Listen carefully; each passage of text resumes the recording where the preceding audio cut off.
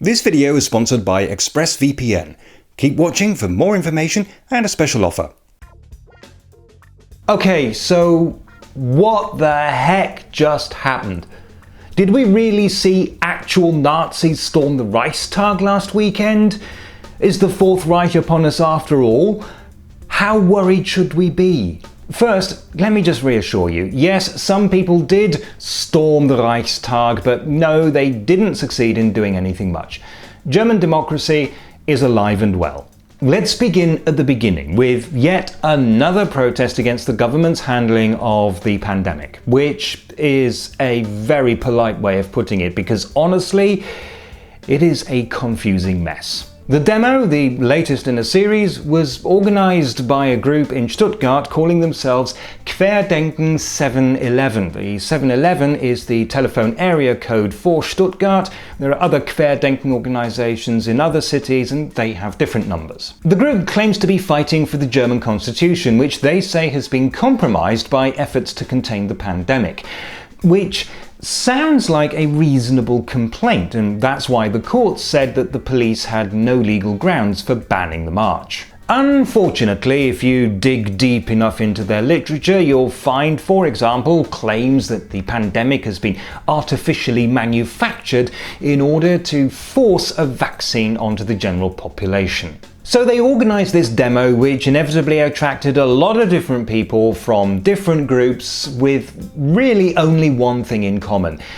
They don't much like the government, but they have different reasons for their dislike. Just under 40,000 people attended the demo, which was twice what was expected.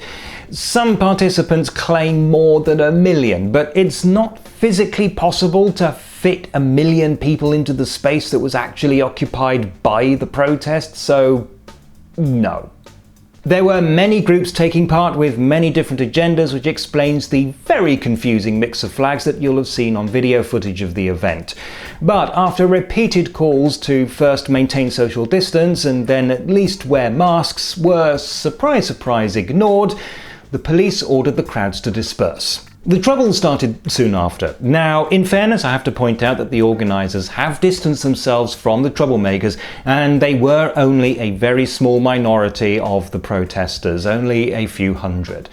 But there were 2 incidents that caused concern. There were violent scenes outside the Russian embassy, with people throwing bottles and chanting support for Putin.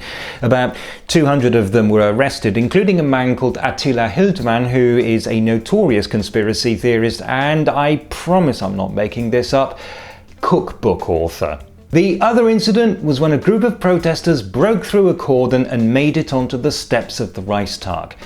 There were only 3 police officers holding the protesters off until reinforcements arrived and forced them to leave. In both cases, there was a high degree of participation from right-wing extremists and populists and members of the Reichsbürger movement. Reichsbürger believe that the Federal Republic of Germany is not a legitimate sovereign state and therefore its laws do not apply. So they will reject the authority of the courts, refuse to pay taxes, all of that.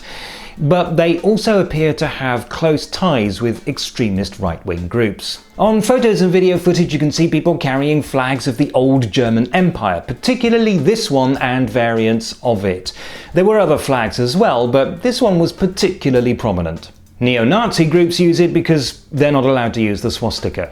Reichsbürger also use it because they believe that the German Empire still exists in its pre-war form. Is this the beginning of the end for democracy in Germany?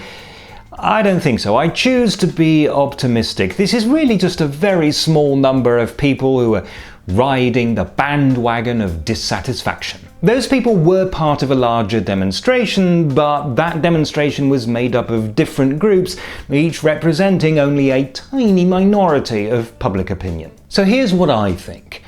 I think it's very important that we stay vigilant and make sure that we do not let these people erode our democracy. But I also think that this shouldn't be difficult. Thanks to ExpressVPN for supporting this channel. A reliable and reputable VPN service is a good way to enhance your privacy and security online. It can also help you to access content that may have been blocked in your country. So if you're outside of Germany but you want to keep up with German news in German, This is a tool that can help you do exactly that. If you use this address or click on the link in the description, you can get 3 months off on your first year subscription to ExpressVPN with a 30-day money-back guarantee. A secure and reliable VPN? No. Thanks to ExpressVPN for supporting this channel. A reliable and reputable VPB